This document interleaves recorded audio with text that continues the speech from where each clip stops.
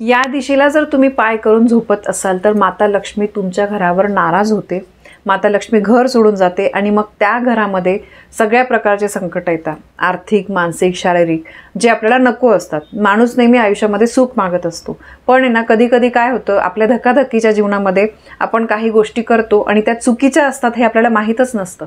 आणि अशा चुकीच्या गोष्टी वारंवार घरामध्ये घडत राहिल्यामुळे आपल्या त्या गोष्टींकडे दुर्लक्ष होतं, किंवा म्हणा की ह्या गोष्टी आपल्याकडून रोज रोज घडल्या जातात. त्यामुळे आपल्या घरातील सगळ्यांना समस्यांना सामोरं जावं लागतं. थोडक्यात काय तर माहितीच्या अभावामुळे किंवा काही गोष्टी माहीत नसल्यामुळे माणसाकडून त्या चुका घडत राहतात आणि त्याचे दुष्परिणाम आपल्या आयुष्यावर होत असतात. यातलीच एक महत्त्वाची गोष्ट म्हणजे चुकीच्या दिशेला जर तुम्ही पाय ठेवून झोपत असाल तर ते तुमच्या आरोग्यासाठी, तुमच्या घराच्या प्रगतीसाठी अतिशय चुकीचं असतं. वास्तुशास्त्रामध्ये व्यक्तीची झोपण्याची दिशासुद्धा निश्चित केलेली आहे. आपल्याला अगदी परफेक्ट 100% वास्तुशास्त्राप्रमाणे सगळं काही करणं शक्य नसतं, पण त्यातल्या त्यात जमतील त्या गोष्टी आपण केल्या ना तर त्याचा फायदा आपल्यालाच होत असतो. आता सगळ्यात पहिले म्हणजे झोपताना कोणत्या दिशेला पाय करून अजिबात झोपू नये, तर ती दिशा म्हणजे दक्षिण दिशा. कधी पण तुम्हाला दक्षिण दिशेकडे पाय करून झोपायचं नाही आहे. म्हणजे दक्षिण, आता समजा ही दक्षिण दिशा आहे, इकडे माझे पाय आहे आणि इकडे डोकं आहे, असं आपल्याला झोपायचं नाही आहे. ठीक आहे, दक्षिणेला पाय करून आपल्याला झोपायचं नाही आहे. दक्षिणेला जर तुम्ही पाय करून झोपत असाल तर घरातला पैसा हा अगदी पाण्यासारखा वाहून जातो, पैशाची तंगी निर्माण होते. यानंतर दुसरी गोष्ट म्हणजे घरामध्ये दक्षिण दिशा बघा ही यमाची दिशा म्हटली जाते, आपल्या पितरांची दिशा म्हटली जाते. तर त्यामुळे जर दक्षिणेला तुम्ही पाय करून झोपत असाल तर पितृदोष लागतो. यासोबतच आपल्या घरावर अतिशय वाईट संकट येतात जे आपण कधी मनामध्ये विचारसुद्धा केलेले नसतात.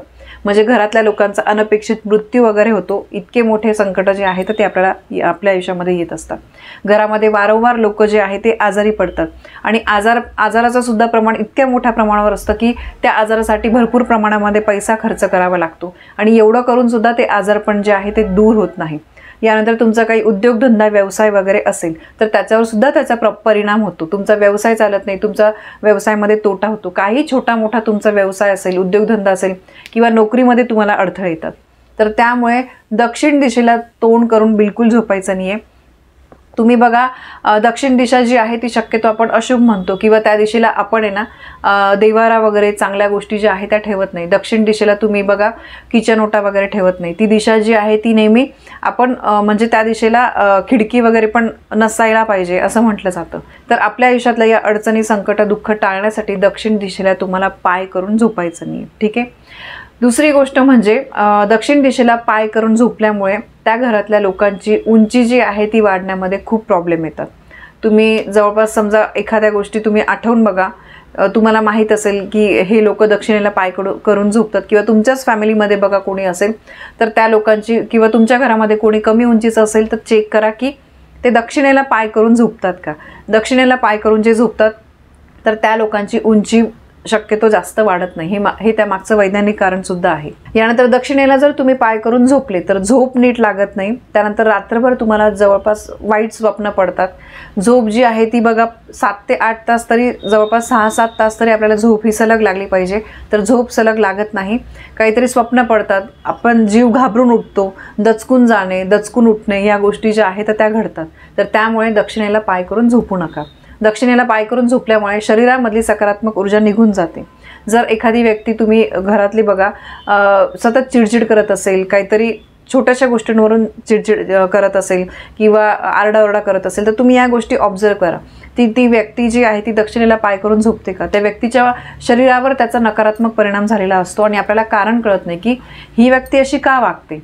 तर या काही छोट्या छोट्या चुका असतात, पण याचे परिणाम खूप मोठे असतात. भयंकर मोठ्या प्रमाणामध्ये याचे वाईट परिणाम असतात, ते आपल्याला भोगावे लागतात. आणि अशा व्यक्ती ज्या आहे ज्या दक्षिणेला पाय करून झोपतात तर त्यांच्या मनामध्ये सतत निगेटिव्ह विचार येत असतात. म्हणजे किती पण आपण काही बोललो ना तर ते नेहमी निगेटिव्ह बोलतात की नाही माझ्याकडून हे होणार नाही, किंवा इतरांबद्दल सुद्धा ते काहीतरी वाईट साईट नेहमी बोलत असतात. त्यांच्या मनावर तो परिणाम झालेला असतो या चुकीच्या गोष्टी केल्यामुळे. तर त्यामुळे हे परिणाम जे आहे ते त्यांना भोगावे लागतात. म्हणून घरातली व्यक्ती जर असं कोणी करत असेल तर नक्कीच तुम्ही एकदा पडताळून बघा की ती व्यक्ती दक्षिणेला पाय करून झोपते का. तर आता तुम्ही म्हणाल की ताई मग कुठल्या दिशेला पाय करून झोपणं अगदी योग्य मानलं जातं. तर बघा उत्तरेला तुम्ही पाय करून झोपू शकतात.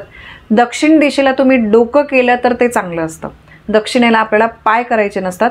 तुम्ही दक्षिणेला डोकं ठेवून उत्तरेकडे तुमचे पाय येत असतील तर ती स्थिती जी आहे अगदी उत्तम असते झोपण्यासाठी.